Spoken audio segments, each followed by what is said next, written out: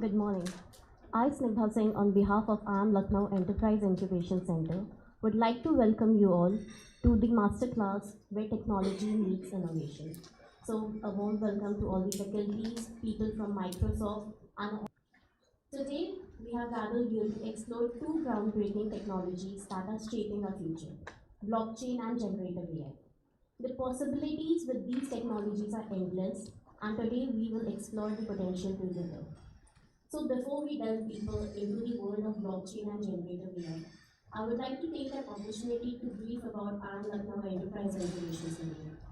We are a sector-agnostic incubator set up by IIM Lucknow and is registered as Section 8 company.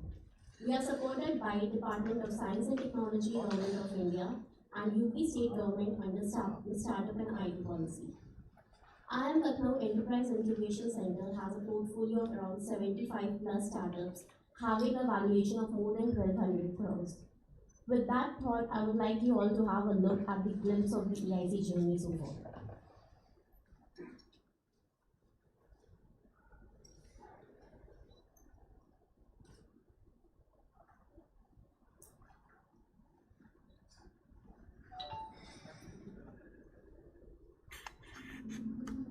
IIM Lucknow Enterprise Incubation Center is a not-for-profit organization developed in 20,000 square feet, hosted by Indian Institute of Management, Lucknow.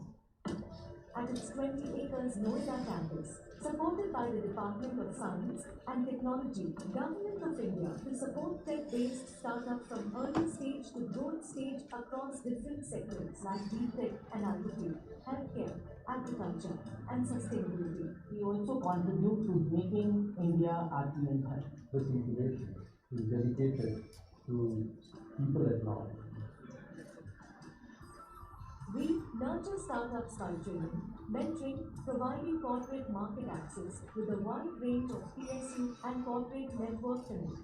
It is also offering training programs to PSUs and corporates to build robust startup ecosystem for generating wealth for economic development of the country. We reached out to the officials and not only did we get a lot of support in terms of corporate connects, but eventually we ended up raising investments from corporate venture capital hubs. And Lucknow has been instrumental in providing all the support that an early stage startup needs, at that stage of its journey. At IIM PIC, startups are offered a smart office space, which is equipped with world-class amenities such as individual startup workstations and cabin spaces equipped with computer system, conference room, uninterrupted high-speed internet facility. We have developed our facilities to support startups from their idea to the commercialization stage. We are providing array of services and infrastructure support. The center has developed its state-of-art labs. The Prakriti AI and IoT Labs, which is equipped with supercomputer for startups to train AI and ML model and develop their product faster and launch it to the market. Nevertheless, the startup team also have access to IIM Lucknow Noida campus facilities such as multiple auditorium to conduct seminar and large conferences and play area for recreational activities. That IIM has helped us both in terms of mentorship, in terms of investor connect, and in terms of industry exposure to the overall development for all.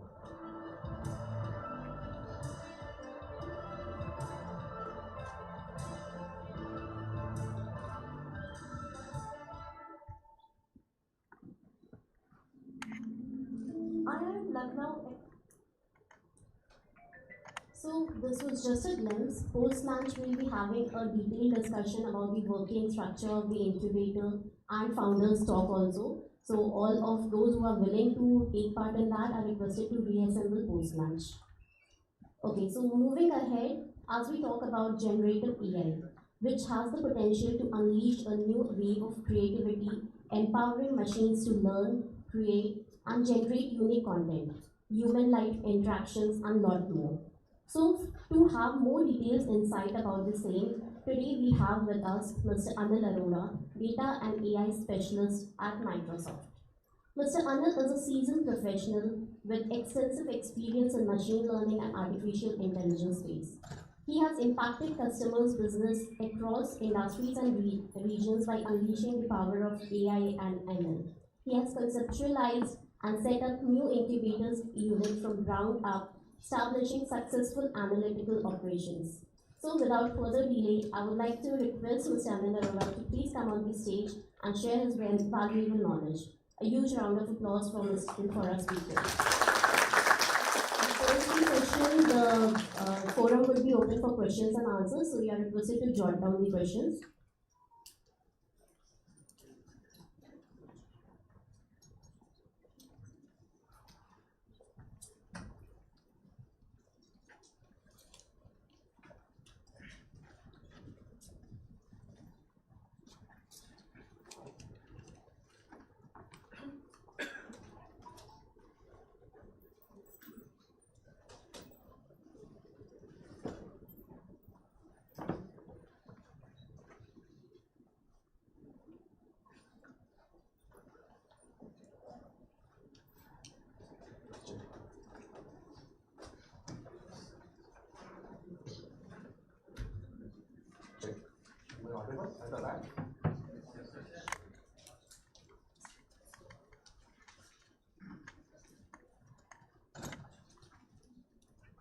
Hello, good morning.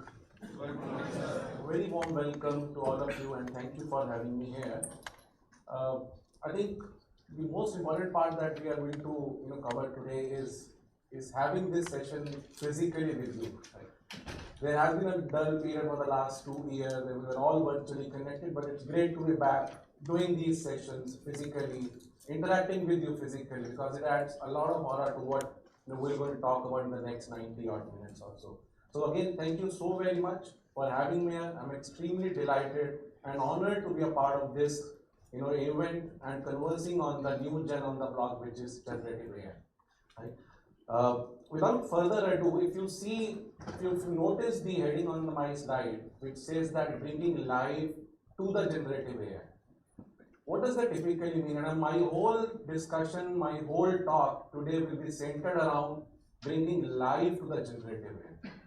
We all have been hearing about artificial intelligence, for the last many years, right? But what has happened is at various customers and various organizations, some of these technologies have typically remained at a laboratory level, at a development phase, and not many projects have actually taken off within the business, within the organization's departments. Now, unless these technologies can be put to use, these technologies are never meant to be in there, right? So unless and until these technologies are never taken into production, are never given a life, these technologies are not worth of it. Right? It's better to use a simplistic technology which can be put into production, which can be used for a humankind, which can be used for an organization. Only then these technologies really help us. So the talk is going to center around how do we bring this AI technologies out of the lab, put it into the production systems of an organization and have an organization realize benefits out of these technologies. Right? So that is the whole centered talk that I'm talking about for the next 90 minutes. Moving on, I think if you see this, right, the pursuit of a dream machine. If you see this, the concept of a dream machine has been totally resonating well with what we have been doing over the years, right? Which is starting with the inventions of a PC or a server in 1970s. Moving on, we got into an era of 1990s. It was like a mosaic movement, right? Where the www, the World Wide Web got invented, it got the world closer, people were more closer to each other across the globe, which really bring the world really closer. That was a mosaic moment, for all of us in the 90s. Moving on in the late 20s, we had the iPhone movement, the cloud storages went up, people were talking about the computing technologies, again a new technology, new invention, which brought a lot of inventions in the field of analytics, data science, and engineering. And this cycle kind of continues, right? It will continue, it has been continuing, it will continue to evolve. Now, there's a very lovely to move, right? So it's a very good metaphor, if I can point out that. Now, what we have been talking about in the last year, in November 22, where we had a scene in the rise of generative AI, the new kid on the block, ChatGPT, right? That has got a massive attention of all the people across students, across universities, across organizations, across laboratories, right? Now, moving on from a bicycle, we have now moved into a steam engine kind of environment. It is that fast, which has got the rapid attention of all the people working across industries, across organizations. So that's a massive, massive shift that has happened from a late, like the 1970s to the 2020s that we are talking about, moving on from a bicycle metaphor to a steam engine metaphor now. Now, this has really got an attention for everyone, as I said, right? Now, a lot of people are trying to understand how this generative AI, how this chat GPT or the GPT models, the large language models, how can these possibly bring in the possibilities which were really impossible to think around few years back. That is what we have been talking about. We have been, seeing the change, that the shift has happened across these disruptive technologies. Now, moving on, while we have talked about the pursuit of a dream machine, let us talk about, is this artificial intelligence new, or this has been there, with the humankind for a long time? For a long time, that is correct. Now, why do we say that this is like for a long time, right? You see that I've written 1956 artificial intelligence, whereas we have been hearing AI only for last what, 4-5 years, maximum 6 years, right? Why do we say that it's been there with us since 1950? I'm okay to interact, I'm okay to talk. Yes, that could be a possible answer. Now, technologically or statistically, if I can put it right, artificial intelligence as a fundamental has been built around neural networks. If we talk about machine learning, if we talk about deep learning, even if we talk about generative AI, the new kid, right? These all have fundamentally been built on neural networks technologies. And these neural networks were built way back in 1956 by Dr. John McCarthy. So this has been built, this was actually in a conceptual mode in 1950s, which got built, and there were newer technologies that came around. Moving on from the AI in a neural network space, we got into a machine learning space, where we were trying to use machine learning algorithms. For example, many students would have heard about it, like a random forest, extreme gradient boostings. Moving on from a traditional modeling approaches of a logistic regression, decision trees, to using extreme gradient boosting, random forest, gradient boosting, neural networks. These are all that we started to recognize the value of building predictive machine learning models. Again, the fundamental didn't change. It's just that we built on top of what was really conceptualized in 1956. Right? So those fundamentals have never changed. Right? Now, moving on from a machine learning, there was an advancement in 2000s, which was on the deep learning side of it. Now, there are multiple reasons which I'll talk about as to why this shift has kept on happening. But deep learning brought in the idea of using unstructured data, right, which is possibly analyzing the images, the audios, the text, which are not pretty much we could handle with a machine learning algorithm, because these algorithms were predominantly meant to work on a structured data set. But with the inventions and the way the organizations were realizing that deep learning technology is a way forward for analyzing the humongous amount of data available outside the structured data, these deep learning algorithms came into the picture. And now standing here, what we are talking about is one level down on deep learning, which is generative AI. How does that differ from, let's say deep learning or a machine learning? Like as I said, right, machine learning was typically meant to work on a structured data with algorithms like, logic for structured data. Deep learning on the data that has been exploded.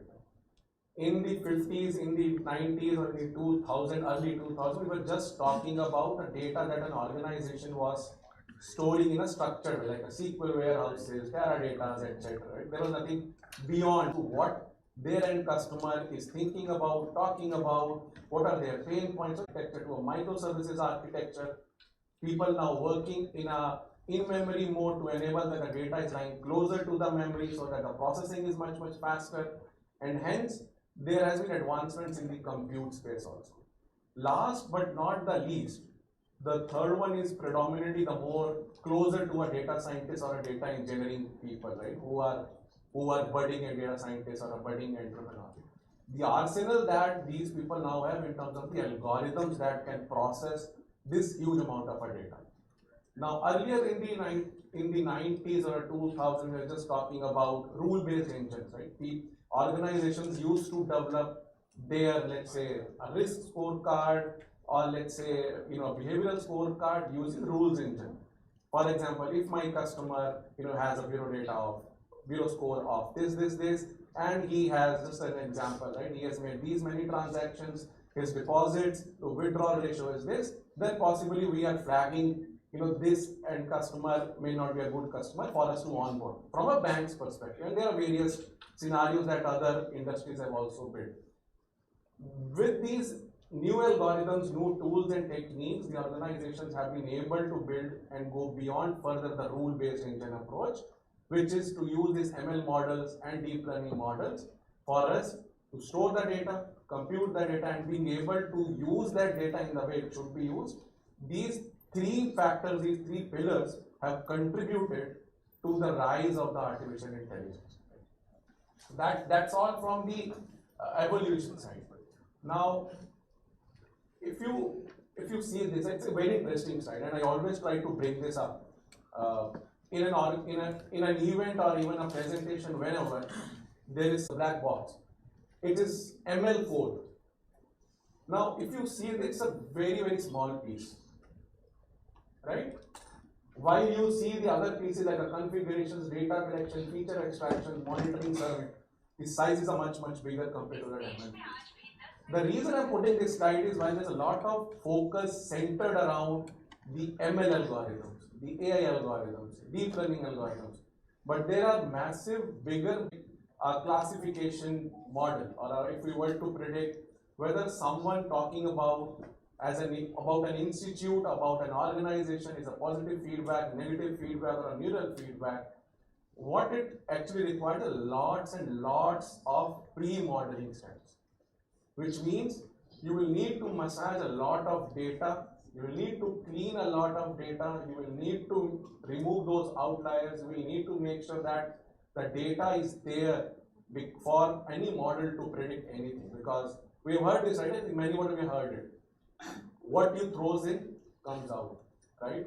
That was the fundamental way of how we were approaching the traditional model development. Right? All these use cases, right? Classification, object detection, object classification, topic extraction, sentiment analysis.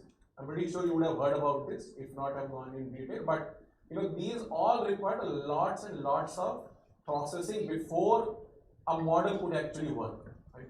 Now, how do we have moved forward is, by bringing these foundation models, which is forming the crux of artificial general intelligence. Right? What are these foundation models? These foundation models are typically built on massive amount of unlabeled data sets, which means they are not very use case specific models, as in the earlier case of traditional model deployment. To build, let's say, a sentiment model where you are trying to predict if what is being talked about is a positive, negative, or a neutral, you need to follow a certain process. You need to follow certain predefined modeling steps, predefined modeling algorithms to be able to arrive at a conclusion. But with these foundation models, you don't really need to do all these pre-modeling and even decide on a modeling technique, right? These models are already built using the transfer learning data to the system, artificial general intelligence.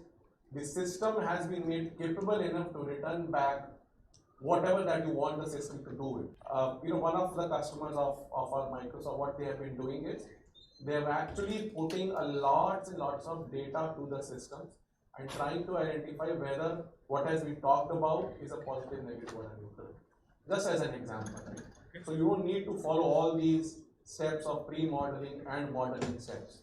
You throw the data, these data are not very use case specific. You throw the data, you get the results. Now the use cases that we'll talk about, I think those will be very interesting for you, which we'll talk about later, but these could be ranging from topic extraction, what is the sentiment being talked about, can you summarize the whole big documents of a bank or an insurance. These all cases will typically fall under the hands of artificial generative intelligence. What we've also seen is, I think it's a very interesting side. We all have known, right, how Facebook or a Twitter or even a mobile phones have reached to a certain levels of user adoption. Be mindful of the fact that Facebook as a platform, as a technology, is never meant for a sophisticated, highly skilled people in the. It has been trained on some parameters which keep on evaluating. Let's consider this offering. What about the use cases around speech to text? Right? Customers calling up a call center. There's a lot of information that has been thrown using the telephonic line. Language into multiple vernacular Hindi languages or regional language is enabling the large language models or artificial generative intelligence, which we'll talk about later in detail. Now coming back to the philosophy, right, of Microsoft, democratizing artificial intelligence. What does that mean? As I said, right, we at Microsoft strongly believe that everyone on the planet should be empowered with artificial general intelligence. If it doesn't reach to the last mile, to the remotest locations of a country or across the globe, we are still not very satisfied. Now, one of these projects that is being executed by the Prime Minister's office is called Bhashini. I don't know if anyone of you heard about it or not, but that is a project that is driven in India and that is built on Azure, Microsoft Azure, which means that anyone, let's say even a farmer, right, who doesn't know English or even a Hindi and only knows his or her own language and can't even write, they're still being able to communicate to the respective authorities using a mobile phone by just speaking. So if they need any help, how do they reach out? They can just use a mobile phone in their own technologies, in their own languages, and still being able to get help from the right authorities is what we are talking about, democratizing analytics and democratizing artificial intelligence. Right? So that's an impact. Now one would say that means that any predictive model that is built using a Microsoft Azure shouldn't be biased towards any particular attribute that the model has been trained upon. So for example, if my model has a gender as one of those variables, or age as one of those variables, or even a zip code as a variable, a user or a statistician or a data scientist to know as to why a particular outcome has been made. Just an example, the line charts, Shapley chart, these are some of these examples for us to know as to why a prediction has been made, because once a model is built, it goes to the higher management and you need to tell why a particular outcome has been achieved. So these enables using transparency. Accountability, very, very important. The reason being, the persons who are building an AI application at Microsoft, they are accountable to deliver a technology within the regulated frameworks, within the boundaries of which they should be operating in. They just shouldn't be building a technology just for the sake of building. So we are making people accountable whenever an AI technology has been built or has been built around. Right? Reliability, as you would expect, like this is most phenomenal. This is one of the most prominent factor for building an AI technology. If there's no reliability on the system that has been put to use, it can cause disadvantages more than any advantages that it can bring. For example, in a healthcare unit, for example, in a risk scenario of a bank or an insurance, for example, in a defense securities of an organ of our country, if these technologies are not reliable, these just cause more harms, right? More hazardous than proving helpful for us. So that is reliability. Privacy, security. Whenever we work on a data, there's a lot of privacy information that is there, the PII information, which shouldn't get leaked, and hence we focus on privacy and security. Inclusion, which typically means that anyone, everyone, regardless of our skills, regardless of a gender, regardless of a location, should be able to use an AI technology. That is the crux of our responsibility. Now we come to the product, which is OpenAI, which is forming the large language models and the generative AI into action. Microsoft, there's a link that I want to play, but I want to play that because we don't have a internet here, but let's go ahead. Now what we have done is OpenAI, and everyone is aware of OpenAI? Yeah. Now what we have done is we have formed a strategic relationship with OpenAI as an organization. The partnership really aims to bring the strategic alignment in terms of building the AI technologies, more advancements in the AI technology, and being able to scale this technology, take the technology to the last mile connectivity. Now, that is the whole reason why these two organizations have come together to take the advancements in the AI to the next level.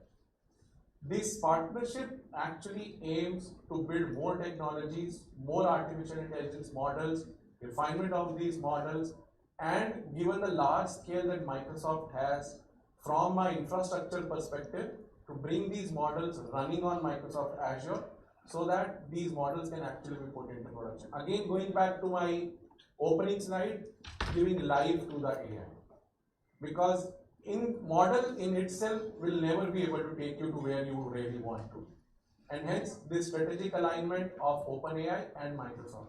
Microsoft has also invested in OpenAI, which gives OpenAI the freedom and flexibility to build their models at scale, use Microsoft Azure's infrastructure to test, carry out, roll out those models for a large deployment use cases. That's the partnership of OpenAI and Microsoft. And if you see the models that are available in GPT-3, GPT-4, Codex models, DALL-E models, ChatGPT, these are all models. Now, many of us typically have a question when these models are available on OpenAI, why do we need an Azure OpenAI? Right? Natural question. I'll answer those points also here. For the budding entrepreneurs, for someone who is interested in modeling, that's the slide to look for. What are these models? What is the family of models? This will give you a sense what are we talking about when we are talking about large language models. GPT-3 models. GPT-3 models is like a family of models. It's a name given to a family of models which encompasses of these four models: Ada, Babbage, Curie, Da Vinci. These are different types of models available as a large language models in the family of GPT-3 models. If you see the scale from a capability wise, it's in the increasing order. Ada followed by Babbage, Curie, and Da Vinci. The reason why these models are higher in the capability, let's say Da Vinci compared to Ada, is because these models are built on billions and trillions of parameters. Just imagine the scale we are talking about. Trillions of parameters a model has been trained upon. Compared to Ada, which is trained on some millions of parameters, and hence the capability of working on complex large language input data sets, Da Vinci is the most sophisticated model. Now, Da Vinci being the most sophisticated models, from an inferencing time, which means to get a result out once an input has been given to a model, the time will be a little bit on a higher side compared to the lower end model of an add-on. It's important to understand because we are trying to understand what is generative AI. At the crux, that is generative AI. You need to understand this. Now, while we talked about capabilities and inferencing, there is always a cost associated for the budding entrepreneurs specifically, right? If you are using any of these models, there's a cost.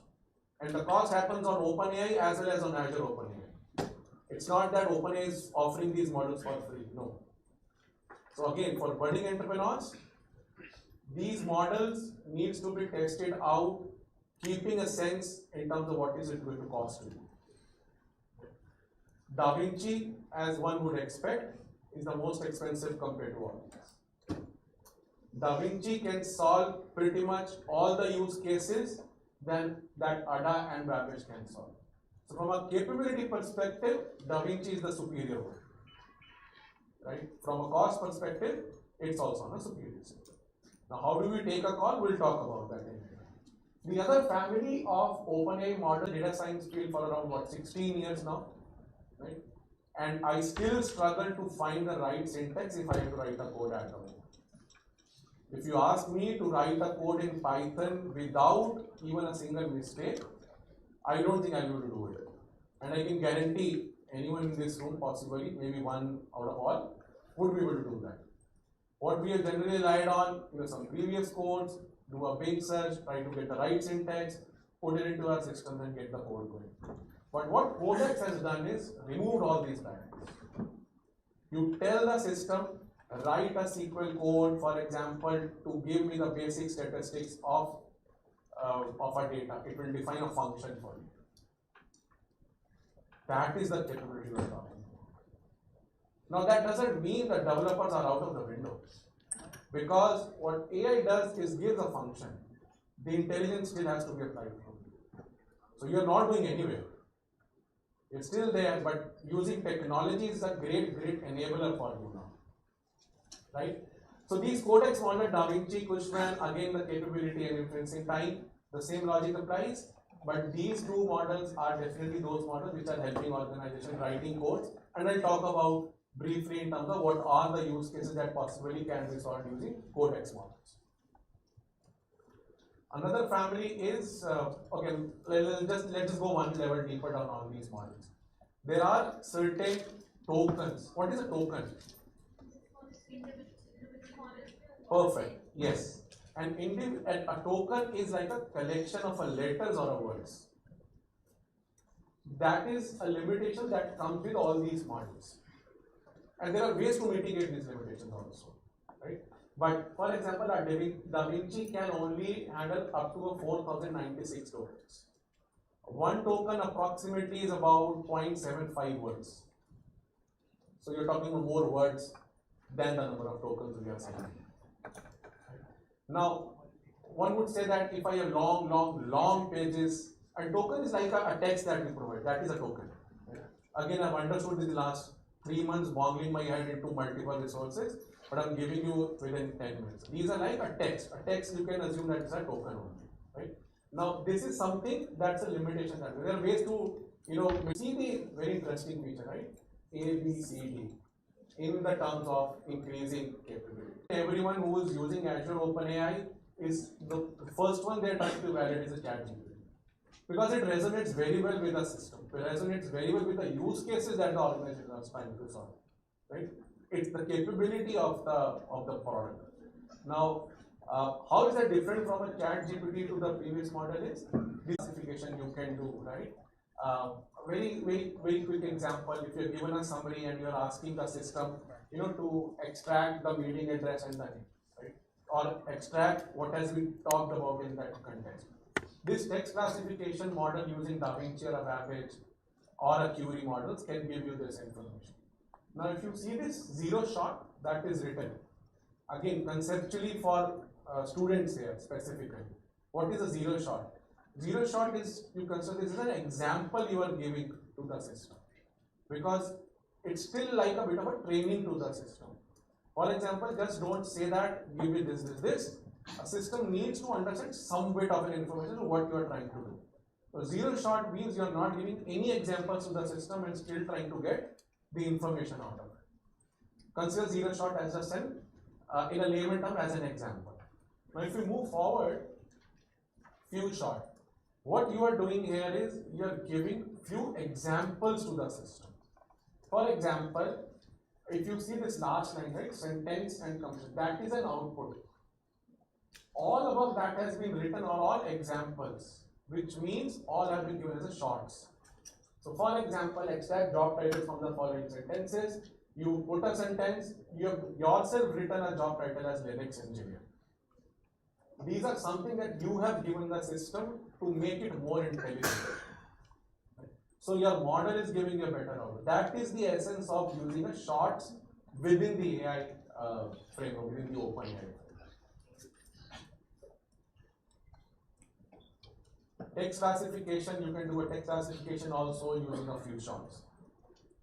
Codex models, right? The other family. That is the family that we are talking about that has been built on codes and natural language. The codes that have been taken are been taken from a GitHub repository. We have worked on those codes, and these codes have helped in training these codex models. Now, what can you do with it, right? The most important point is anyone can guess which is the most preferred language when writing an application or writing a code. Nowadays, Python. Python, which is my first language over here. Python being number one programming language that is being widely adopted. The reason being it is easier to use, right? It is synthetically used, right to use. It can be used right from your statistical procedures to model development and even in the application side. There's an R language, right? Many of you would have heard about it. The challenge with R typically was R was very good in statistical programming languages. But once these models were developed on R, these models were never got into production because applications generally doesn't get written in R. And hence, there was a challenge between migrating stuff which was model built to putting models into production. Again, there was no life to the models. There was no life given to it. And hence, Python got increased adaptability because it can be back to the slide, right? Python being one of those languages, C#, SQL, Java, most spoken languages are all available as part of the codex models. So which means the applicability is very, very large because of the languages that it can build. Now what it can do is it can help you write commenting a code. As a developer, we have a sense of building long pieces of code, but we generally don't have a habit of commenting our code. That is a practical reality, and I've done this in my jobs. Right? I have written codes, but I'm never commenting it the way it should be commented on. I've never done that, right? Do you do that? No one does that, right? I could see that no on your face. Now, no one does that, and it's a part of the job because we are so engrossed in building a report or building a product. Never bother with searching, documenting a code, a message out. So you're conversing with the system, right? For example, you write this, what is a Newton star, and you get an answer. But in a ChatGPT model, you are conversing the way you are conversing with another person in a real time. Right? That is a major difference. ChatGPT benefits, it helps in a conversational way of speaking with the systems rather than just a text in and text out. It is a multi-turn application, which means once you have spoken to the system has responded back, you can still go on and converse with the customer. The conversation doesn't stop. There is a creativity that lies over here that also comes with a bit of a limitation, which I'll talk about in my next slide, because when you give a prompt to the system, it can create a lot of content around what has been told about. Now that can also lead to a bit of a limitation, right? Hallucinations, which means that if the system has not been given with a few short examples, the system may not be very intelligent in a way to respond the way it should have responded to your input. Right? That is where a bit of a limitation. Again, these are the ways, there are ways to mitigate it, but that's a system tries to hallucinate. So there's a way that you could possibly avoid this using prompt engineering, which we'll talk about later on in my slides. non-conversational tasks, while this has been mentioned as a limitation, personally I don't see this as a big limitation, because if we go by defining the boundaries of a chat GPT, it is a conversational model. So to me, it's not really a limitation. We have another models to work around non-conversational tasks. Let's not use this for our non-conversational tasks. Understanding the chat GPT prompt format. This is again for the students here, right? Understanding the chat GPT prompt format. Now, whenever you are building a chat GPT application, there are a few things that needs to be kept in. This is a system message where you are defining the boundaries of a system. Again, I'm highlighting, I've learned this after reading many books, many web pages. I've got this information, confident of letting you know. This a system message is like you are telling a computer what are the boundaries it should operate in. Because a system can go, and as I said, hallucinate, right? A system can go in any directions. So you are telling the system to remain within the boundaries of what it should operate upon. Right? It shouldn't be talking beyond what has been, beyond what person should be speaking to their end customer. Right? That is a system message. Then there are user and assistant message, which is like a shorts or an examples that you will put into a chat GPT and make the whole application work. That is the essence of working with a chat GPT format. Again, I'm playing a very small, a demo, which says that you are a setup Geo support agent. So there's an application that we are trying to build for a Geo support agent, whose primary goal is to provide information on these. You are friendly and concise. Just notice this point, right? You are friendly and concise, provide short responses, you only provide factual answers, do not provide answers that are not related to you, which means you are telling the system what are the boundaries are, which I talked about in my previous slide. Right? That is system design. Now, that is a bot. I mean, that's a demo that we have built. Let's see.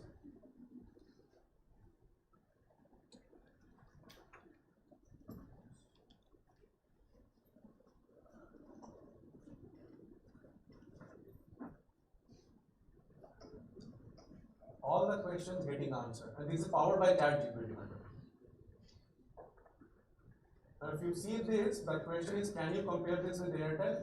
I apologize, but as a Geo support agent, I cannot provide a comparison with Airtel because we have designed the system design such that it is not allowed to, answers beyond a GB. And this is actually powered by ChatGPT. That is the power and the way a technology can actually be put into use.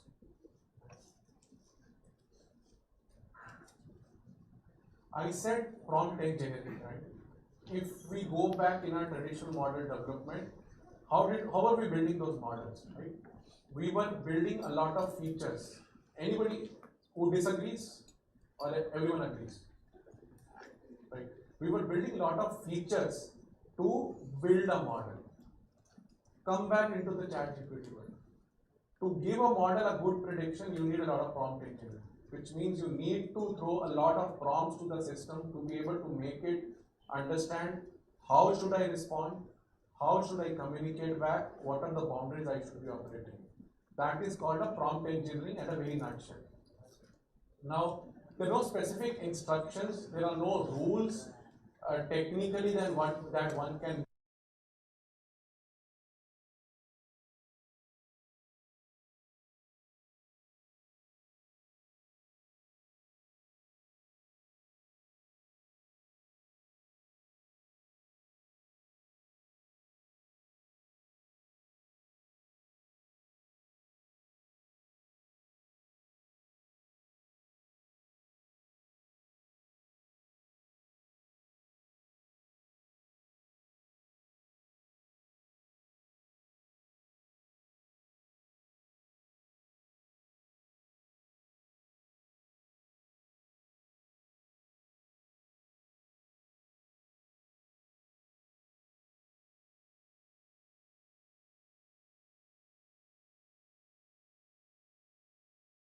Is a model without a prompt engineering, right? it says, it says 5, as one would expect, right? These chat GPT or any technology, they're not very good at numerical problem solving. How can we make sure that they become intelligent with a numerical algorithm, numerical problems also? Now someone, put a question, gave an answer, the answer is 11. Then there's another question that comes up and the answer comes at 27. This is a genuine example, right? It's not just put it on the slide. The other part is a chain of prompt. If I go back in my previous slide, I said broke down the prompts into multiple parts. Now what is done is, in the second part is the answer, right? Roger started with 5 balls, 2 cans of 3 times each is 6 balls, hence 5 plus 6 is 11. You are making it more explicit, which is where the system is getting intelligent in terms of how should I have to add up. It's a small example, but should give you a sense in terms of what is a prompt engineering, how prompt engineering can help, and what is the chain of a prompt. There's another family of model which is called DALE model. This model is like text in and image out. So you provide your text and the images comes out. Just an example, we are saying, right, add text, cakes by Devi, we'll write something over here, and this is also available in Azure OpenAI. I don't have an internet connection, but I could have shown you how to generate images. I was generating some images for my kid yesterday. What I want to do is, using Azure OpenAI, can they categorize those documents and put it, automatically into the multiple categories that they would want to put. That is one use case from a summarization or a categorization perspective we are talking about. Sentiment analytics, I talked about that also. Now we'll go a bit deeper in the contact center analytics. That would be of interesting for a lot of entrepreneurs here, because contact centers are available everywhere. Right? Now what we are doing here is someone calling a contact center, right? There's a call, there's a conversation that is happening. How do we get information out of those calls? That is our end goal, right? Now how do we do that? You put the data into a storage layer first, which is your calls recordings. It's all your recording calls. What we do is we run a speech to text on top of it, which means every call that has gone into the system is transcribed into a text form. That is easy to do with the Azure speech to text. Once that has been done using an Azure speech to text, these text documents become an input for my Azure OpenAI to run my large language models, use whatever. These models runs on the text inputs, and then you get a summary of what has been talked about, or you get a sentiment of the customer. Was the customer happy with the services that has been provided by the organization? What were the concerns? What is the particular topic that my customer called for? So you know as to what are the real complaints or the topics your customers are facing on the field. That is the another level of getting into the details of the data that has been going into the system. And then of course you use your visualization dashboards to understand internally as to what are those topics that's been talked about. This has been actually getting implemented in one of the large insurance aggregators in Gurgaon. They are going to put that into production. With the scarcity of time, I'll move on this document.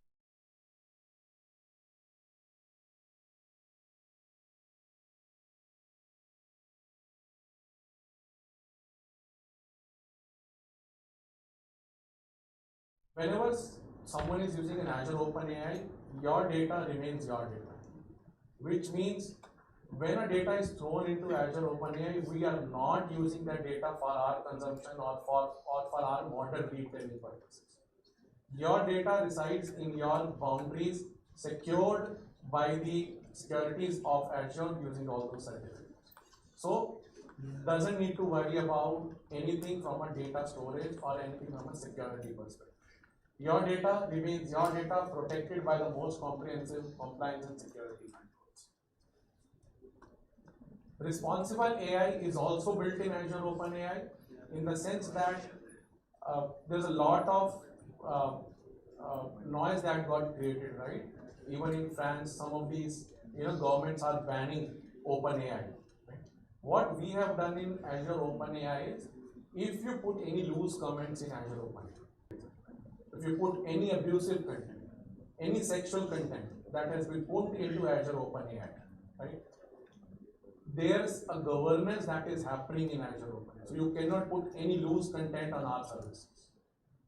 For how this has been happening, there's already a machine learning and ensemble models at the back end, which is running on Azure OpenAI and classifying the text into abusive sexual contents, any misleading contents, any loose contents versus an appropriate content. As soon as the system recognizes any abusive or not so-called, content in Azure OpenAI, it gets flagged to the Office of Responsible AI in Microsoft. These people, these handful of people of Microsoft Responsible AI, they have the access to that data, and they will see whether the model has picked up the right thing or not. If they have picked that there is abusive content, any loose comments that have been put into Azure OpenAI, they will pick that up. They can call up the customer or the person who has used that Azure OpenAI. There are chances that we may revoke the access to those customers also. And this access of this data is only accessible to a handful of people in the Microsoft Responsible AI office. No one else has an access to that data. Now, there are some concerns that have been raised by a lot of banking organizations. Enhanced customer experience, of course, everyone is bidding for a better customer experience. Having these technologies in place essentially ties back to your customer. Easy to use, even a junior data scientist or a business users can use, because you don't really need to be a sophisticated code. PwC, and all Wipro, all have been using in some shape and form of OpenAI. Final thoughts before I close. I think I'm also on time. Final thoughts. These are the two pictures that I extracted using DALE model on Azure OpenAI last week. So this is not something that I picked it up from the internet. Now, what are these slides I'm trying to communicate here? Model building is for show, but model serving is for do. You may show off as much as you want by building a model, but till the time that model is not deployed, it's nothing there to eat. Right? So while you may show, I'm okay, 5 minutes. I hope it was not boring. It was some bit of a helpful. I'm still here for some time. So if someone wants to catch up offline with me, we can talk in detail.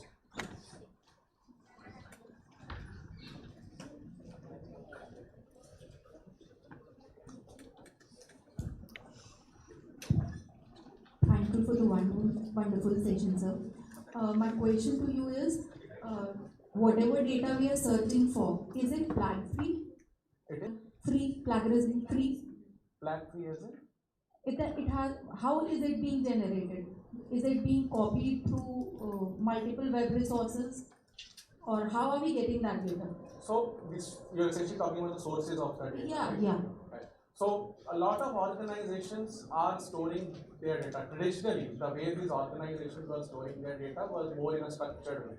Like, someone transacting with a particular organization, those are transactions getting recorded, stored in a database, in a data warehouse.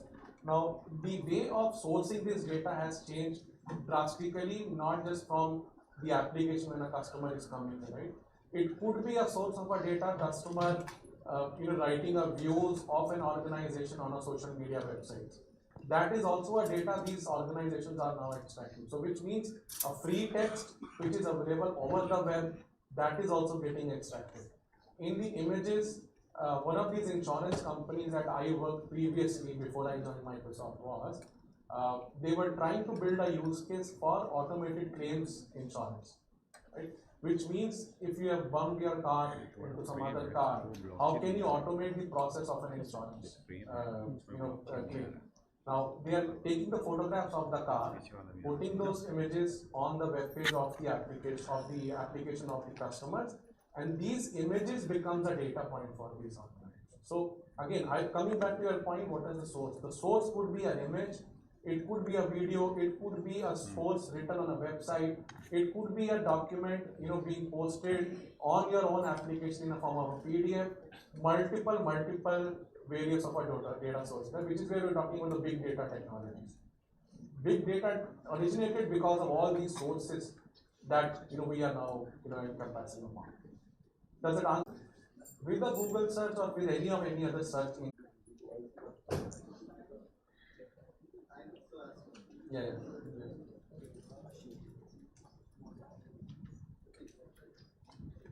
Very excellent session. Thank you for this. I've got a very simple query. Yeah. Being a faculty, from right now I'm coming across, my students, whenever they are given an assignment or something online, you know very well. I know what you're talking about. How to overcome that? Because that is a pretty, arguing example. My offline students, when they submit the answer, and when the online, when they submit, so online students got more marks. And I was a bit surprised also. Anyway, then one student said, "Sir, you didn't know that ChatGPT they are using," and that was probably an eye opener for me as well. So can you tell me, how to, as a faculty, I can control that part, because obviously we have to, use our online, sessions. To the student to arrive at the answer. But ChatGPT will never give you an answer if you are making a system intelligent. That, for example, if you say that what could be a 39 multiplied by 45, whatever, right? You make the system intelligent that there has to be cues that should be coming from the student, rather than you giving an answer back to the student directly. That is something that we have built as one of the demo. I don't have it, but that is something that is available with us because we heard this feedback from many institutes.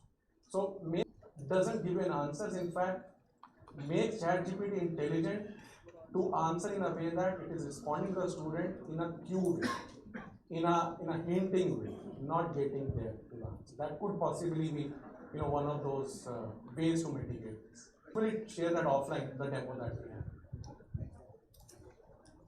Hi sir, good morning. Yeah. Very nice presentation. Last question we'll take, and then we'll wrap up. Till 2021. And what I want to do is that we have a lot of customers who are using our product. Before that year. Yes, so we have our customers who are using our product, and I want to train the model for our fintech SaaS product to answer a very simple question, as simple as that: how can I change the password of my account? Correct. And I do not want to allow a single individual human being for answering these type of questions. Correct. We are getting from a customer on this question, how to handle these. So what are the challenges you have faced when you were trying to solve this use case? So chatbot cannot answer how customer can change his password in my SaaS application, because it's my product. That model is not trained on my product. It doesn't know how to change password of my application. Have you tried the few shot examples approach or a zero shot or a one shot? That is something which of course my tech team has done it. It's zero shot what we have always thrown a prompt actually. Yes, so you have tried a zero shot example approach. What I would suggest, the first step could be try a few shot examples approach, where you give a prompt and you give an answer, right? And then you give another prompt in a separate way of communicating with ChatGPT with a separate answer. Give a few shot and prompts approach. Use a bit of a prompt engineering also here, because it's a very customizable problem that you are trying to solve, right? So unless the ChatGPT is trained enough to solve this use case, there will be a lot of hallucinations that will happen. But I think it's a very interesting use case. We possibly should connect, after this session. But my first answer to you is try a few short samples approach and use a lot of prompt engineering, which will help you take a contextual to what you are trying to solve. Thank you. I think I'm here for some time, so in case anyone else Kushal Pandey, Managing Director at AML EIC, to please felicitate Mr. Anand Arora.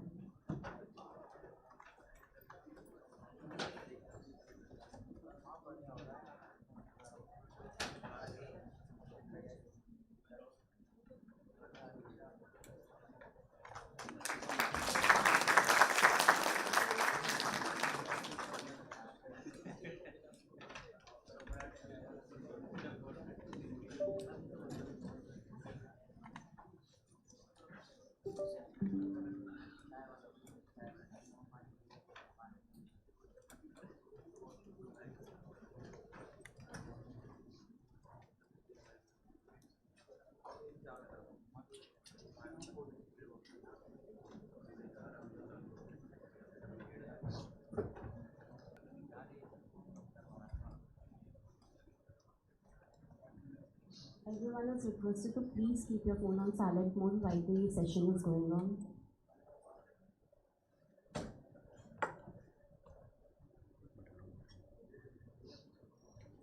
Okay, so moving ahead, talking about the blockchain, a decentralized ledger technology that has found its application in finance, supply chain management, healthcare, and even governance. It has the power to reshape industries and streamline processes, offering a new level of trust and efficiency. So, to elaborate on the same, today we have with us Mr. Ajay Singh, co founder of DLT Labs and chief mentor at HBX. He is highly accomplished technologist with deep understanding of emerging technologies such as Web3, blockchain, and AI. He runs various blockchain center of excellence in collaboration with various colleges and universities. He is a prominent member of Indian Blockchain Forum and also part of Speakers Bureau at Hyperledger Foundation. He is also acting as an advisory council member at IIM Lucknow Enterprise Incubation Center. I will be talking today on blockchain. The major things which I am going to talk about today is I will dig little bit into the introduction of blockchain around and allow the resulting ledger access by different servers. So each and every sentence here for a reason has been subgrouped into the way it is because each of these things talk about certain tenets around blockchain technology. So permit transactions to be gathered into blocks and recorded. It means it is a ledger system which allows you to group transactions, bunch them together, and then put it on a ledger. Similar to a page in a notebook can be. Cryptographically change the block into a chronological order. It means there are certain mechanisms which allows you to make sure the sequence in which these records are recorded and the transactions are put in are cryptographically secured. Very much similar to, for a layman, if you are putting a page number on the page in which you are recording something. Allows the resulting ledger to be accessed by different servers. This is where decentralization and distribution comes into picture. It means the same data gets replicated across a lot of servers to make sure it is decentralized, to make sure it is distributed and has larger availability available. So, little bit dwelling into deep, how the blockchain name came into picture. So, the very first thing, so it's a construct in which chronological chain of block happens, which has transactions. So, the name is blockchain. Block refers to set of transactions which are bundled together and added at the same time, and each block contains a given number of transactions.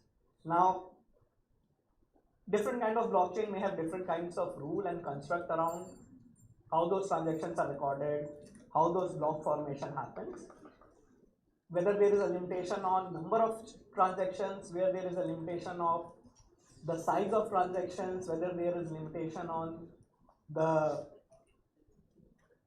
total value which is getting recorded into the block or the total sum value of the transactions which is happening over the network. So that's what the construct around block is.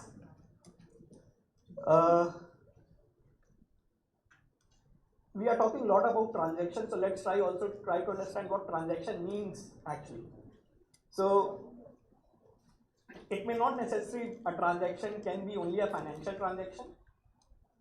We see transactions in a way that if let's say I am clicking a keyboard key also, it is also a kind of transaction. I am taking certain actions which is, or I am taking certain actions which can be event driven, which can be action driven, which is instructing the machine to do something on its part, right? So transaction may not always be a financial transaction. Transaction may be anything which is happening between two machines or happening between two entities proxied by a machine. So, and we will try to use, when we talk about transaction, try to remember what I have just told. We will try to always substitute transaction words around the same thing. Now each of these blocks are timestamped in such a way that there is a chronology order maintained. So there is a preceding block, there will be a next block. So there is a linkage there. We will delve deeper into later in the session how that linkage is there and why it is important to record those transactions in that particular fashion. Other very important concept which blockchain uses, which makes things come to life the way it is in blockchain world, is use of hash functions. So hash functions can be considered, can be in a very layman term, can be considered as something which takes an input and gives an output in such a way that the output cannot be reversed to get an input, and the probability of that thing is going to happen, the probabilistic, it is improbable. So it's basically a mathematical function to which you provide an input, you get an output. The probability of you receiving the same output from various other input is very improbable. Now the earlier definition, whatever we are talking about, was from the point of view when the blockchain came and evolved from financial point of view. So from cryptocurrencies, from Bitcoin and all those stuff. Later blockchain also got evolved into when people started to see the certain tenets which we are going to talk later, how blockchain can be useful for enterprises, how blockchain can be useful for solving the problem which are not just only related to money transactions, which are not just only related to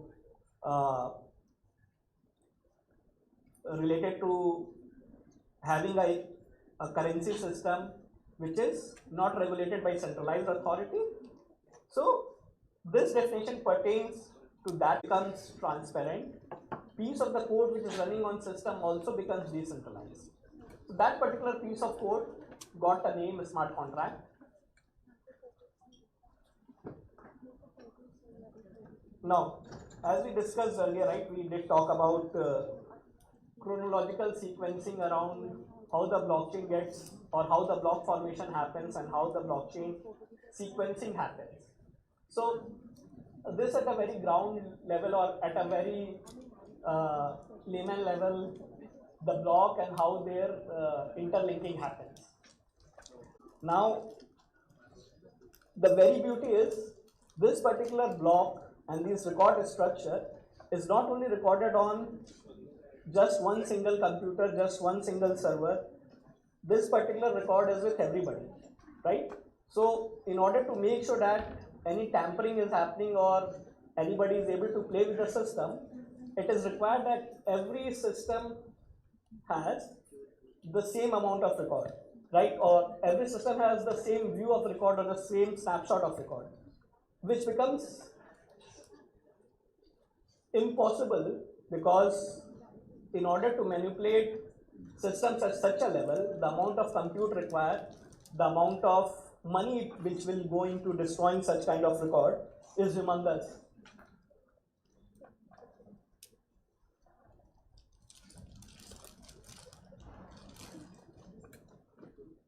So we will not delve into very much into the Merkle root and Merkle tree, but I will say just after this session, go and read about how the Merkle root gets formed, how the Merkle tree happens, why Merkle tree is getting used in formation of these block structure, what were the reasoning behind it. It is a very important aspect, but it cannot be covered into this session. It requires a lot of time, so we will skip to that particular part. Coming on to the smart contract. So a smart contract, as I already told, right, these are the piece of code which runs into the network itself or into all the systems which are having the blockchain component. So these are nothing but a piece of program, right? Now let's say a piece of a program or a piece of a software which currently any centralized system may also be running. Only difference is this particular piece of program, this particular piece of software is recorded in each and every node of the blockchain network, each and every node which is participating in blockchain, and whenever a transaction happens which requires triggering of these program, the same program gets executed in all the computers. or on all the server or all on the nodes.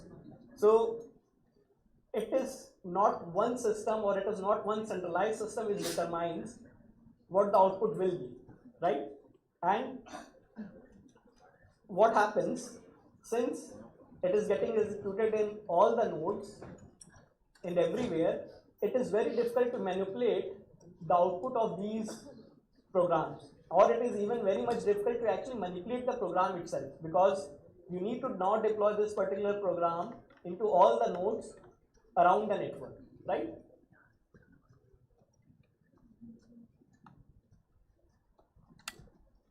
So it is a piece of the code which can be executed automatically in a deterministic way. Why deterministic way? Because it's a mathematical program, it's a mathematical piece of code. So it will be always give you the same output for under the same conditions, under the same input condition, under the same other conditions around it, or under the same state. It is capable of retrieving, storing and sending information, right? You can write if then else statement, if then else semantic, that what will happen if, similar to a piece of a code or similar to any centralized system can run. Same thing can be written into a smart contract and can be deployed on blockchain.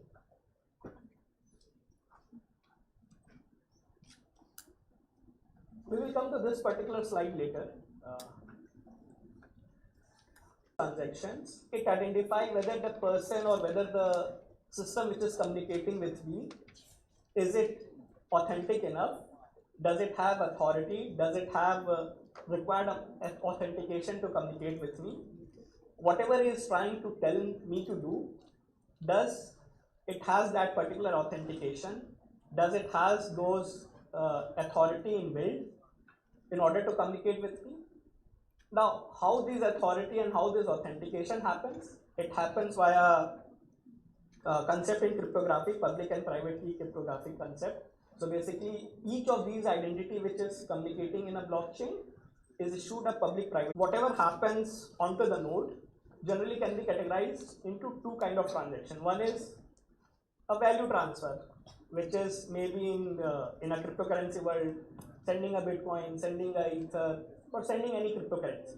So what it requires to identify, what it requires to authenticate is the user claiming to be something which he is it correct? What he is sending, does he have that much amount or not, right? So all these responsibilities are taken up by node to make sure. Second thing, as I told you, these nodes and blockchain network also get deployed something known as smart contract, so which are piece of program. So they also validate if the user who is initiating the transaction has the required amount of authority and authentication to execute that particular program. Now, what a program, who can execute a program, what it can be executed, those are part of the code which is written in the smart contract itself, right? So when those transactions are executed, which are required to hit a smart contract, right? They validate, the smart contract themselves validate whether the particular user who is initiating it's correct or not. Assist a new node. So if let's say a new node comes and joins the system to make it more decentralized, make it more distributed, they start communicating with it, they start sending the ledger information, they start replicating their data. That is one. Preserve copy of the ledger already talked about. Propose user transactions to the network. So let's say I as a user interact with one particular node, sends out my transaction to them. The node responsibility is to make sure that transaction is broadcasted across the world to all the nodes which are connected. Other thing which we talked about earlier also, why blockchain is more secure is, if something happens, it is not that one node if gets compromised will compromise the system. It is not on one node if you go and change the smart contract, the changes will happen. It is not on one node if you take control of it and try to put a malicious transaction, it will happen. Because all of these nodes work on basis of something known as consensus, and that consensus changes from blockchain, from various blockchain protocol to various blockchain protocol. So let's say one of the consensus is proof of work, to do work and then propose something or tell you the final output, right? Now, what is correct in the node and what is correct in the whole network is determined by what is majority of the nodes saying. So more the nodes, it means if you have to hack the system, or if you have to come and do something which is manipulative, come and do something which is malicious, you need to actually own more than 51% of the network. Which means if this particular network has 100 systems, you need to have more than 51 systems under you. Somehow you are managing it. So that's how, since it becomes more distributed, it is also able to block the attacks.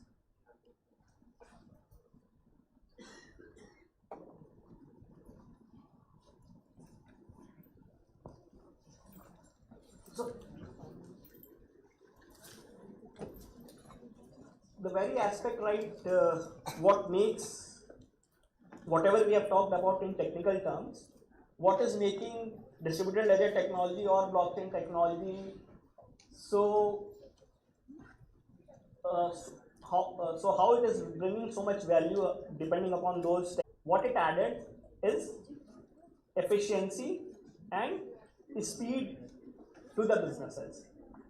But what internet was also allowed us, which was not looked in that particular way, is to change how we operate, is to change how we design system, is to change essential for you if you have to grow your.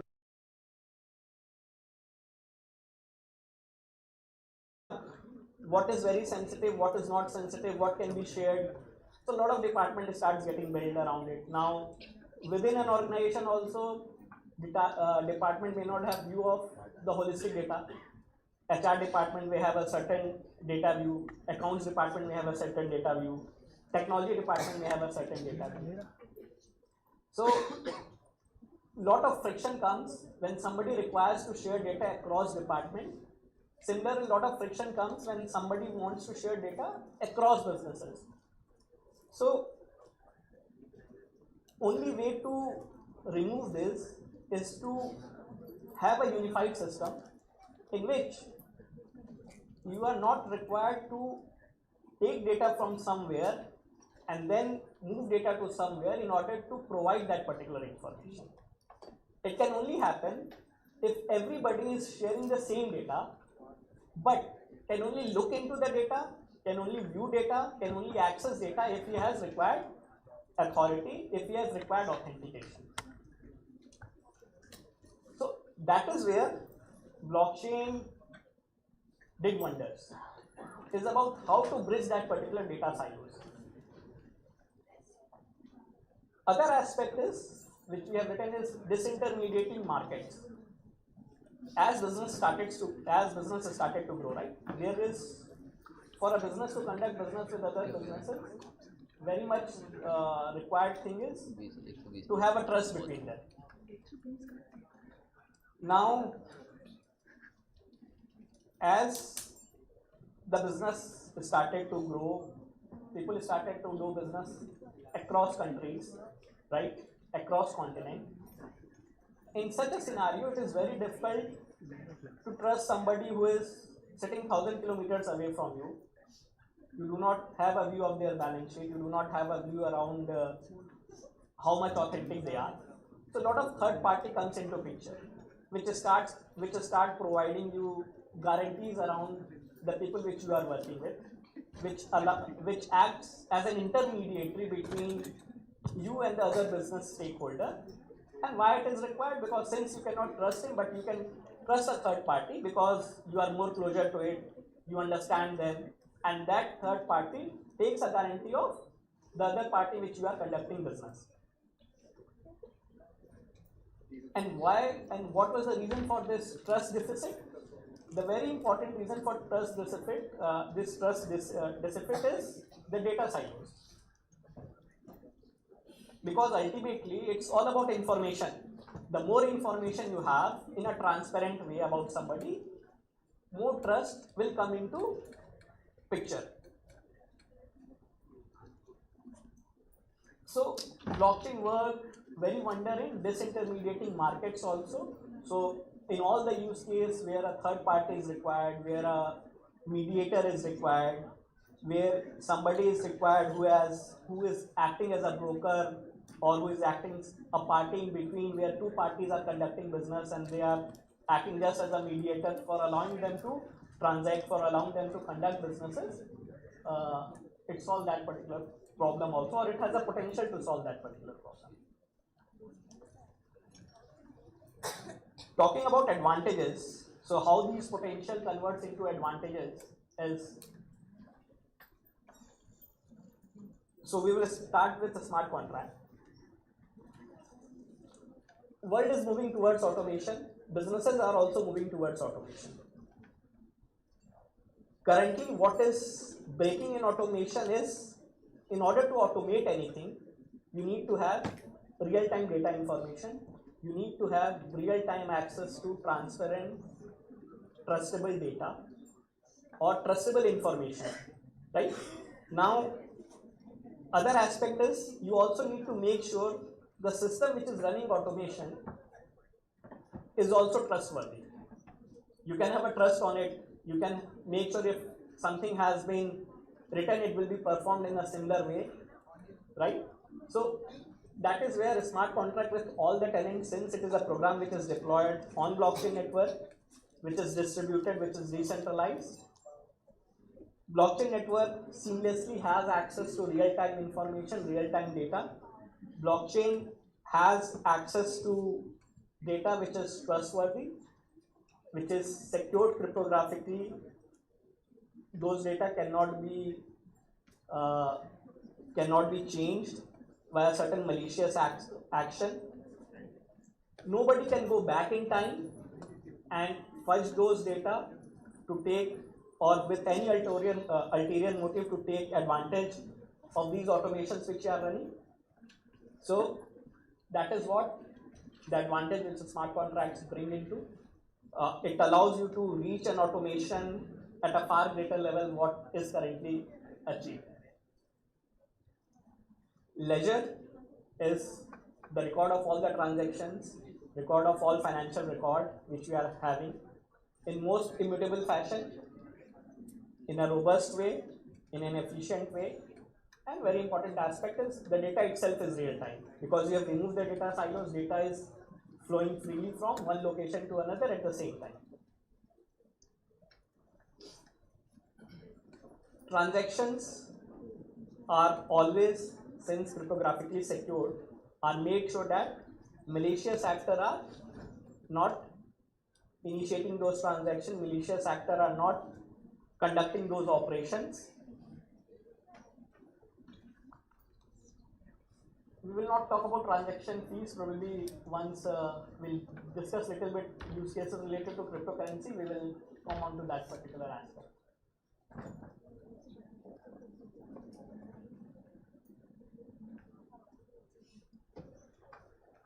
So currently now I'm going to discuss a lot of other tenets around blockchain, which are more related to functional use cases, which are more related to what are the various tenets in blockchain which are enabling you to attain certain functional use cases or solving a real world problem or solving a business problem. What blockchain beautifully does is, it is able to tokenize the information. So whatever information, whatever transactions are getting into the system are given a unique token, which can be fungible in nature, which can be non-fungible in nature, and these tokens are also secured in a cryptographic manner. So anything in the real world, anything which is tangible or intangible, can always be created a digital twin in a blockchain and can be tokenized in that particular fashion. So ultimately, whatever is getting done in real world, whatever action are getting done in real world can always be tokenized and stored in blockchain, can always be tokenized in form of a digital twin and digital asset. So anything if you want to do in a business, right, it is always a transaction. All businesses operate, whether sending an information or sending a data is also kind of a transaction. Any action which you are taking on basis of something data which is coming to you, if you initiate an action, that is also a transaction. As I already told you, right, pressing a keyboard button also with my hand is a kind of transaction between me and a machine, and then machine to later firmware. So these ledger also becomes a very important functional aspects which allows these token and allows these digital asset to be moved as value on the network. So let's say if I have to move a piece of laptop from one business unit to another business unit, I tokenize this particular laptop, or I convert this laptop into a digital twin, into a digital asset, put that ownership into the ledger that this particular laptop or this particular tokenized unit belongs to this particular business entity as of now. Just bringing in one more aspect of it, we did talk about data and logic together onto the network.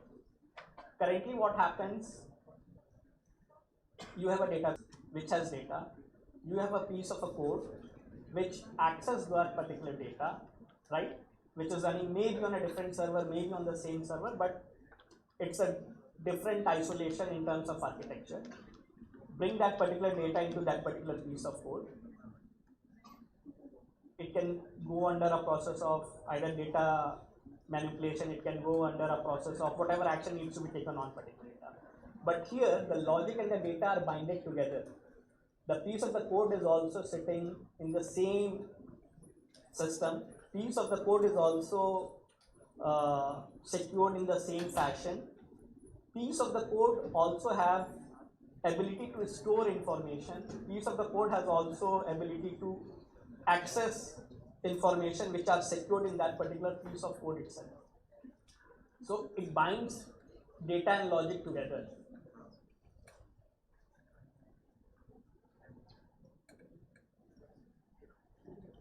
It brings security, privacy to the decentralized digital world.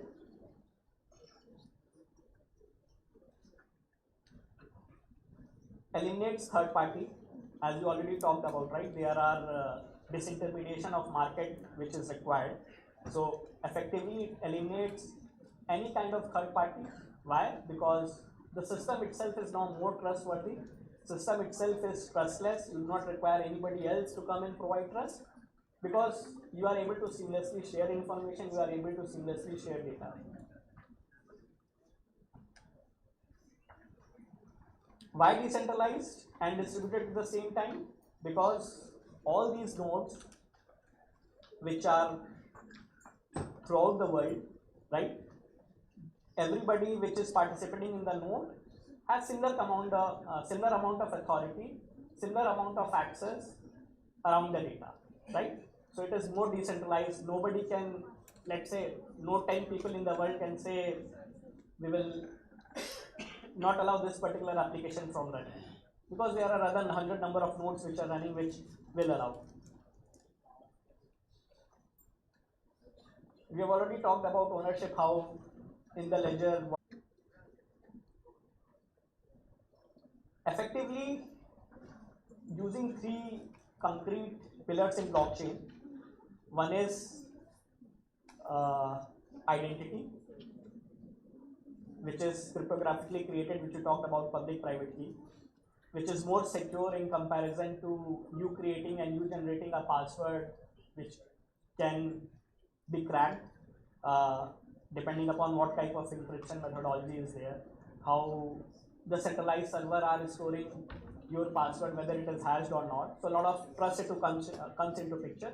But here private key is something which you own, ready to share with anybody other than you. It is under your ownership. When you initiate a transaction, you use those private key to sign a transaction. So the identity is very much what you have. Your identity is not owned by other people. Your identity is not owned by any other application which is running that particular system for you. Let's say currently if you go and you use any of the Google services, the identity is owned by Google, right? If they shut down, that identity becomes null and void. They can revoke, block your account, they can do whatever they want to do. But in blockchain, since this particular identity is owned by you, that private key belongs to you, nobody has access to it, those aspects does not come into picture, those aspects cannot happen. Asset, any digital asset and data. So combining identity and asset, we can create a lot of use cases which are around creating digital certificates, creating asset tracking, creating identity and data. We can create system around consent management, whether somebody has consent to use your data or not, whether somebody has consent to use your information or not. We can build reputation system. So if you look into a lot of e-commerce websites, let's say Amazon, you can go and you can see all the reviews around a product, right? Where those reviews reside currently? They reside with Amazon. Who decide what a rating gets or the piece of code which is running? You cannot see. Anybody as a developer can go and not see, right? It is determined by Amazon, which says that this is the rating, this many people have rated. You cannot go and verify anywhere apart from that particular place that actually this many people have rated or not. There is no way for you to verify, there is no transparent way to judge. You have to believe what Amazon is saying. You have to believe in similar way, not only Amazon, a lot of other centralized applications which are there.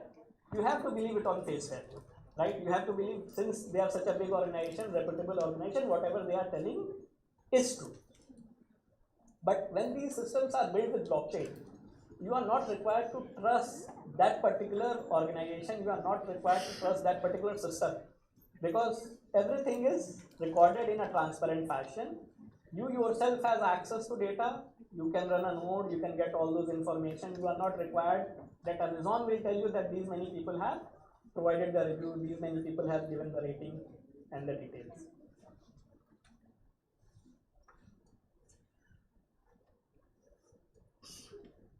So currently we were talking about blockchain systems which were very general in nature. We have always said that nodes can be everywhere in the world, there can be anywhere in the world, right? Anybody can have access to the node. But as a lot of use cases started to grow around enterprises also, a lot of things came around that, okay, we understand data is secure, we understand that nobody can look into the data, but still we do not want to share our data. We do not want to move data from given geographical locations, right? Because enterprises also started looking into use cases which has value and benefit, but they do not want to go, or they do not want to build a system how Bitcoin is built, for example, right? But they want to use underlying technology which provides them trust, which removes data silos. So there are various ways in which these blockchain networks can be built around. One is a public blockchain network in which there is no centralized authority. It can be the way how Bitcoin is running, how Ethereum is running, or Polygon is running, for example. Other aspect, or we call these blockchain also as permissionless. They do not require any kind of permissioning. I as a user can, if I have a computer, I can go and I can look into at what particular port and protocol they are transmitting data. I will go and I will run that particular binary on my system, and I will start receiving all the information what that particular node is. And I will have similar kind of authority as anybody else in the system is having. I am not different from other 100 users who are running them. So these type of blockchains are called permissionless. And also as other subset of blockchain systems or blockchain networks which are called permission. And depending upon be defined as private, it can be defined totally governed by a single entity, totally governed by a single authority. They determine who will have access to data, they determine who will have not access to data. Consortium type of blockchain are group of company coming together who do business on a regular basis, coming and joining hand together. Okay, we will form a consortium. Let's say there are 10 companies, we can have each one of them node associated with every company. Depending upon the degree of availability required, we can spin it either in a given region, we can spin it either in across the world, across the globe. Those kind of blockchain networks are known as consortium blockchain. Other is a hybrid blockchain. So in order to bring in more trust, what enterprises started to think that there are certain, somehow we can combine the best of the two worlds, right? There are certain things which I want to make public, but at the same time there are certain things which I do not want to make public. So can I in which has a public component as well as a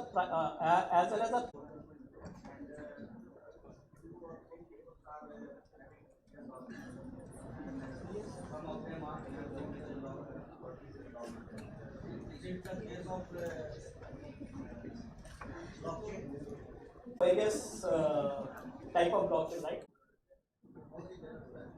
Correct. So all of import exports which happen across globe generally involve a mediator, right? Generally involves a third party who acts as a guarantor, right?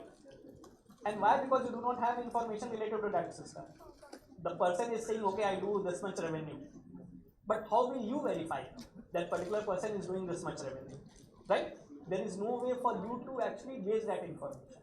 But let's say there is a network in which whatever anybody is doing is getting recorded, right? And there are subset of information which either he can share with you over the network or is public in nature. Now you can say that instead of blockchain there can be any other system in which he can go and share that information.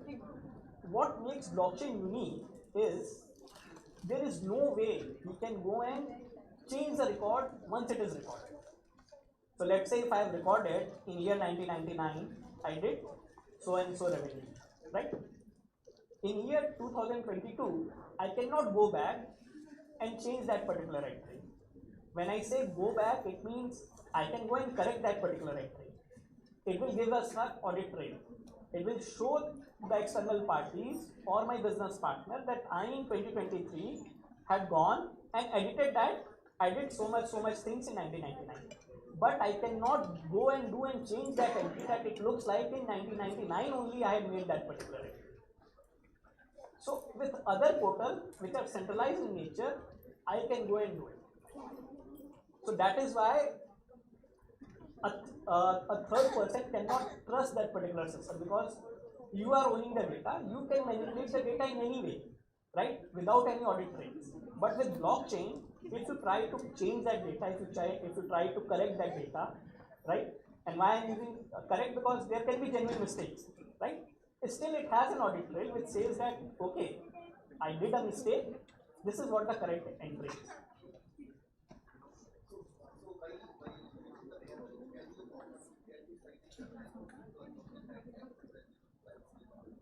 Correct. So LC, so the letter of credit is a very important use case which are getting explored on blockchain, and a lot of people have built letter of credit and LC system on blockchain itself.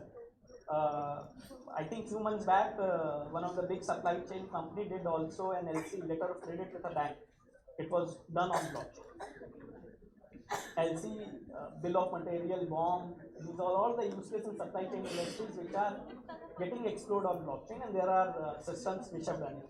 At DLT Labs, we have built a system which is known as Asset Track, which is getting used by Walmart in Canada, in Mexico, which is mainly towards the freight industry for invoice reconciliation. So we get a bill of lading, we get BOM and everything. All things are reconciliated. All things are transparently shared with the party which sharing needs to happen. So those are all the use cases which are live and working actually. Any other question on technology front?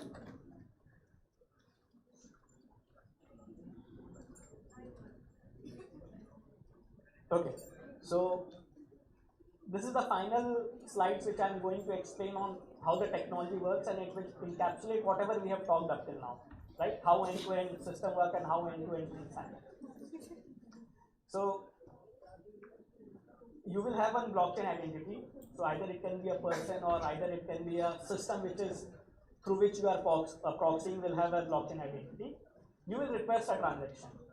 Where you will request a transaction? You will request a transaction to a node. That particular node via P2P communication, which is called peer-to-peer communication, is going to broadcast, is going to transmit whatever transaction you have requested across all the nodes. What it will do, all the nodes in the network will try to authenticate, will try to validate the transactions and the user status. So it is not one node or one node in the world which is telling, okay, this transaction is correct or not. If majority of the machines on the network, majority of the nodes on the network say this transaction is correct, it is considered correct. Now, once this verified transaction is there, it can be a cryptocurrency transaction, it can be somebody invoking a smart contract. When somebody is invoking a smart contract, it means it is invoking a piece of program. That piece of program can be, let's say, if Ajay is transferring $10 to the system, out of $10, transfer $6 to Vijay and transfer $4 to some XYZ. That particular piece of program may have an inbuilt logic, right? So that can also be invoked. And that particular logic will also get invoked on all the nodes. So all the nodes are going to run the same piece of program for same given input and they will give an output. So it is not that if on one of the computer I go and I have changed the code. If Ajay is sending 10 rupees or $10 here, give back Ajay 100, right? In normal circumstances, if a system is centralized and I am controlling it, I can go and change it. But here it is not possible. Now that transaction is once validated, it's correct. Other transactions are also which are coming. They are bunched together. A block is formed. Each of the nodes then transmit this particular block to all the nodes. So let's say I as a node would have created a block. Other node in the system would have created a block. They all transmit their block to other nodes. And apart from bunching these transactions, they also put one more thing which is known as proof. So depending upon the blockchain system, there are a lot of proof. There is one thing known as proof of work, there is one thing known as proof of a stake. So if you take P, O and X, you can replace X with any of the alphabet. In general, there is a algorithm associated with it. The most general algorithms which are currently in blockchain network are either proof of work or proof of a stake. What proof of work says that you need as a node to prove that you have done this particular work. It means you have the compute, you have the capacity to actually validate these transactions, you have the capacity and the compute to run these transactions. So you need to solve a mathematical puzzles also, and you need to put the solution of that mathematical puzzle in the block. Now everybody gets that particular block. Whoever has solved that mathematical puzzle correctly, right? Every other node can decide the answer, because again, the mathematical puzzle is also a hash function. So for input, you will get an output. You can always determine from output whether it is correct or not. But from that particular output, you cannot trace back how that particular output has been attained. So each of the node can immediately determine whether the work has been done or not, because the person who is going to provide that input can only do that work. And through that particular output, you cannot directly guess what the input is. In order to guess that input, you need to do the required work, or you need to solve that particular puzzle in totality. So, who has solved the puzzle correctly, that particular block is considered as the right block which needs to be committed. So, each of the node looks into, if they have got the right block, they take a local copy, they put into their own ledger, and they transmit this particular copy to the other node also, saying that this particular block is correct, this particular block is right. You can also put into your local copy. So that is how, in given amount of time, everybody is having the right local copy and everybody is in sync. So this is how, in general, in totality, a blockchain transaction, when created, when initiated, gets finalized and finally written into a ledger. Any question here?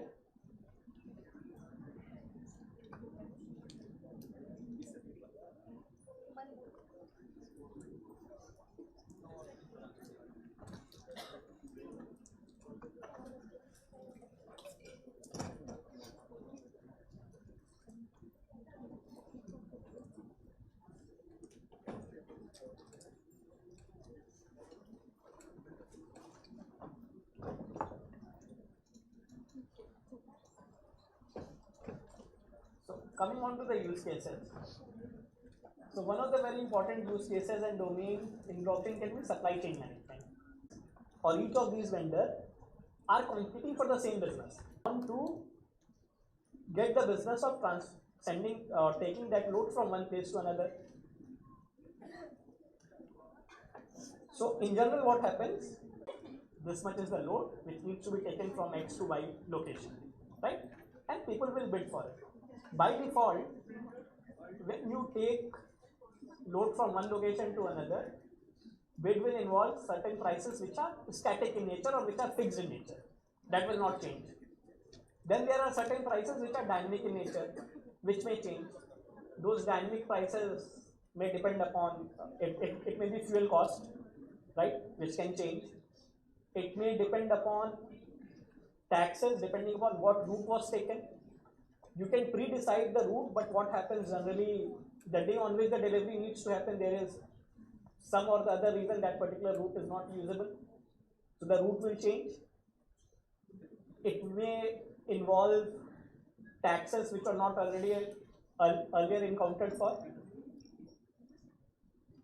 The truck which has reached the location, in order to offload, it requires support from the retail shop.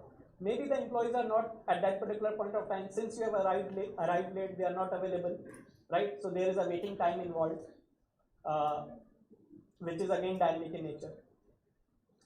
So prior to blockchain world, people started integrating a lot of IoT devices around it, so that we can have real-time information, we can have correct information and all those stuff. But the problem again was, if these information are getting stored in a system which is centralized in nature. Let's say I as a trucking company has only access to those information, and I am telling retailer that this is the amount because my system says this, right? Mere IoT device has sent me this information which is recorded in my system, and my system says this.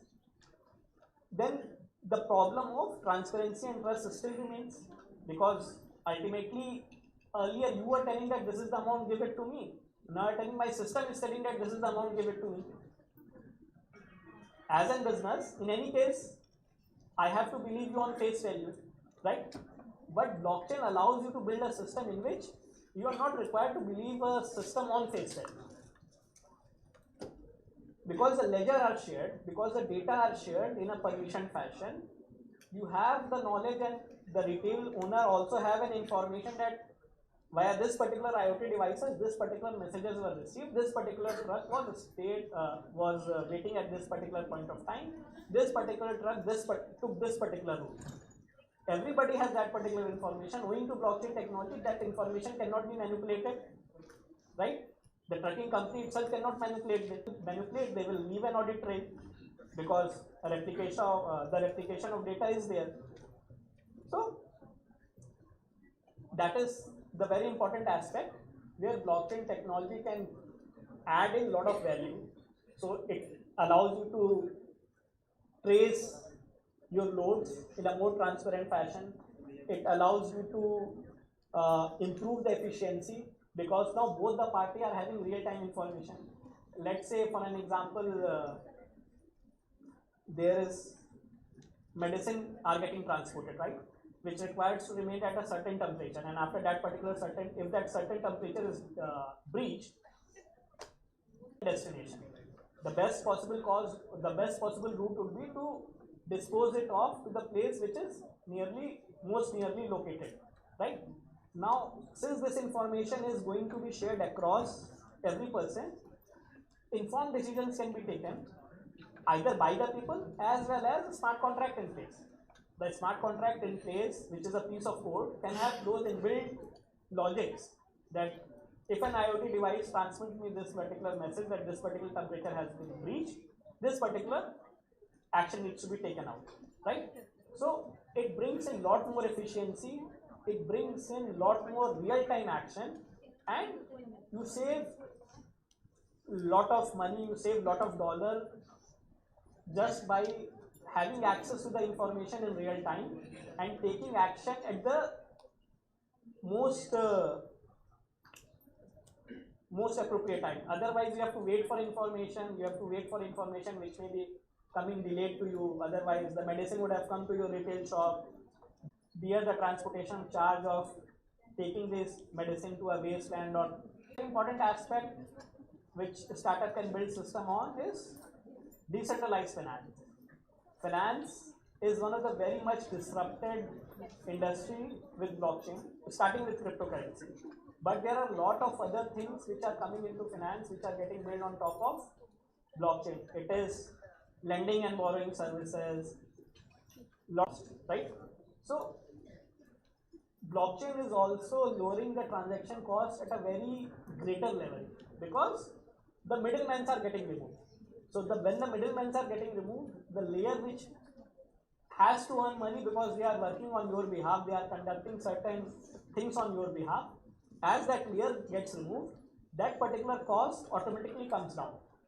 So similarly in this decentralized finance, wherever there is third party involvement, wherever there is a party which is doing certain things to provide you transparency, which is doing certain things to provide you more trust, those particular things gets removed. So all traditional intermediaries gets removed. Healthcare data management, around very much important aspect around healthcare is there are two important aspects to it around healthcare. One is privacy of data. Other is how to make sure that data is available to the people who at particular point of time. So you are moving states, you are moving from one hospital to another. How to make sure that whatever your medical records are there are also moving wherever you are going, right? So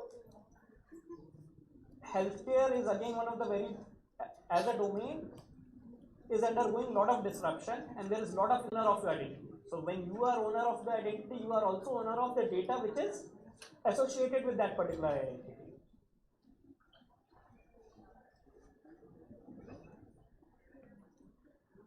Decentralized identity, we have talked in any case about identity in a lot of ways. So decentralized identity is also a broader logged in through Google. Decentralized identity using blockchain allows you to create universal identities or any applications which are supporting blockchain based identities. Such kind of games were rewarding this particular game. Things will be there, will be very much transparent. They cannot at the end, when the game has ended, just 5 minutes before that. Currently they have access to build a team, right? They can go and build a team, the most optimized team which will be winning in any case.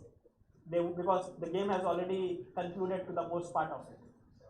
But with blockchain, if they are going to build, everybody will know this particular team was built at this particular point of time, right? That particular malicious intent will come out very much in open. Currently, that is not possible.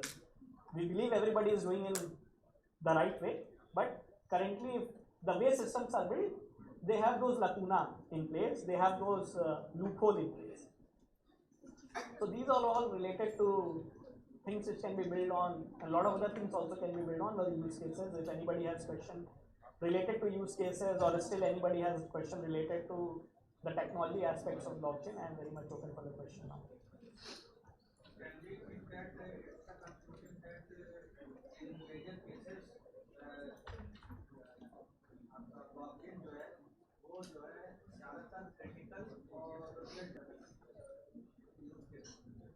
So I will add one more thing.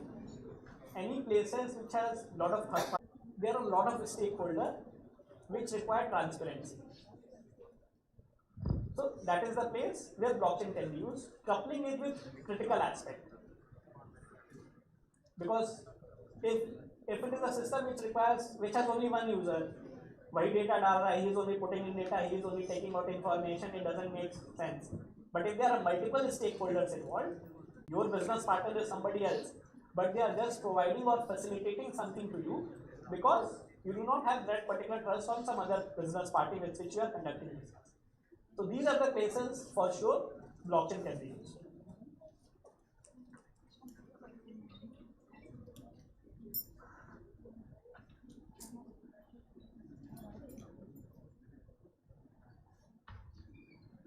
Any other question?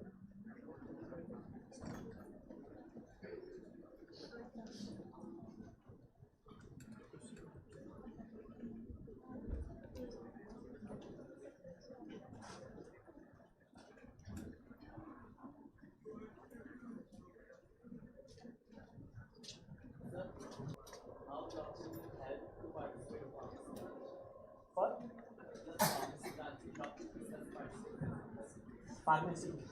So pharmacy की एक सबसे बड़ी problem क्या है? Actually कई problem है, जो अभी एक प्रॉब्लम मेरे दिमाग में आ रही वो है कि जो भी फार्मेसी के चीज़ें बनती हैं, right, whatever medicine is there, it has ingredients mention किए, इंग्रेडिएंट्स पड़ा हुआ है। Again you believe on a face value, right, ये that ingredient is there. A system can be more transparent in which you do not require to believe it on a face value. You are not required to believe कि if Dabur has written, then only it is correct. If some new company has written, it may not be, may not be, right? So if those systems are built in which these things are getting recorded in a more transparent way, right, as an end user, as an end consumer, you can look into the whole journey and you can have those information, whether whatever the company is telling you is correct or not. Moreover, it will make company to act in more correct and more ethical way, in which what they are presenting on paper is also there in their supply chain, and that's how it is coming on. That information, because when you talk about blockchain mechanism is such that you are incentivized to behave honestly. Yes, sir. If you are trying to destroy it, you need to get financial benefit out of it. Correct? So let's say if I have to go and hack, I will have a amount of money which should be more than what I have put into my attack. If I am putting X amount of money and I am getting Y, where X minus Y is negative, it becomes a bad proposition for me. There is no incentive to behave in that particular way. But I get incentivized to behave honestly, because if I am behaving honestly, I get rewarded. Also, another question is about hash function. Are there such a tough functions to crack or manipulate if they generate a key for a public key or private key? Hash function. Yeah, so computationally they are very strong.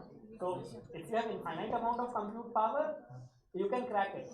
But again, requiring that infinite amount of compute power is so much costly that it will not happen. Yes, sir. There are a lot of aspects around quantum computing are coming which may crack those hash functions, but then there are a lot of hash functions which are now created which are quantum secure. Also, people who generate hash function and they provide for the key generating, are they also startup or beneficial in this field? So all these hash functions generally are very standard algorithms. Yes, sir. So you cannot have a proprietary hash function in general, because once you have created it, if you say okay, it is a hash function which works properly, nobody will believe it, right? You need to open source it. You need to put forward for a peer review. You are required to put it towards the committees, the standing committee which decides whether this hash function is secure or not, right? Yes. So you can create it. There are open source community. There are startups who are working in open source space who are creating these functions. Thank you, sir.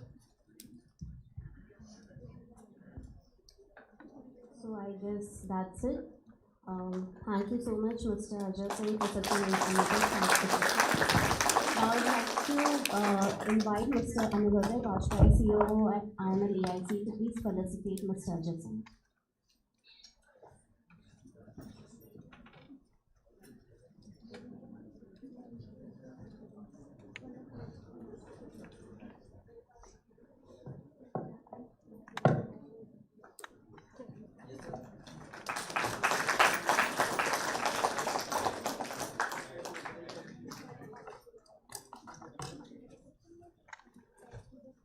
So as we move towards to conclude this overall masterclass, I would request Mr. Aditya Prasad, Head BD at AML EIC, to present a vote of thanks.